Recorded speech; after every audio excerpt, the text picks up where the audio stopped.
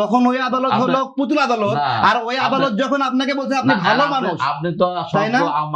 দায়িত্ব পাওয়ার পরে ভুলে যাওয়া কেউ একজন এবং নিজেকে সর্বা মনে করা এবং বারবার পূর্বের খারাপ কাজের কথা স্মরণ করে তাদেরকে বলা যে তোমরা এই সিস্টেমের বাইরে, এই সিস্টেমের বাইরে রাখার প্রক্রিয়া তো ফ্যাসিবাদী আচরণ।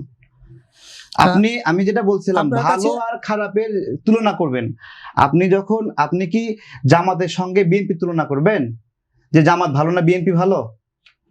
আপনি আমাকে বলেন, সেই তুলনা করবেন নাকি দলের সাথে তুলনা করবেন? না না, আপনি জামাতের সঙ্গে তুলনা করবেন কোথায়? জামাতের সাথে তো বিএনপি তুলনা হতে পারে না।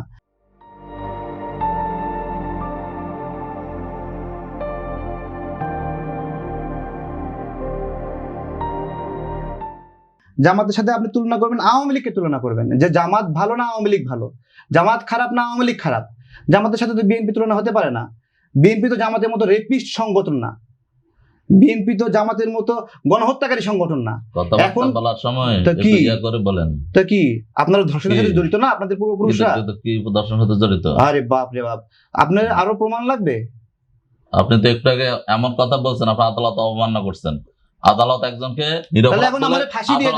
নিরপরাধ বলে রায় দিছে, ওখান থেকে সর্বোচ্চ আদালতের 7 জন বিচারক মিলে বসে রায় দিয়েছে উনি নিরপরাধ। ওনাকে বলছে যে এটা কি বলে বিচারের হত্যা করা হয়েছে। উনি বলে যে সে হচ্ছে যে অপরাধী, সংসদে গিয়ে কথা বলছে।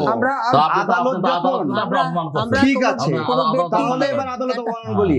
আদালত যখন আপনার লোককে গণহত্যার জন্য ফাঁসি দিল তখন ওই আদালত হলো পুতুল আদালত। আর ওই আদালত যখন আপনাকে বলছে আপনি ভালো মানুষ, আপনি তো তাই না?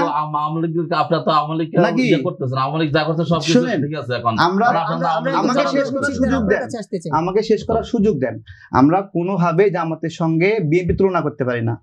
আমরা তুলনা করব, আপনি তো গণহত্যার কথাই বলছেন আওয়ামী লীগকে, যে আওয়ামী লীগ গণহত্যাকারী।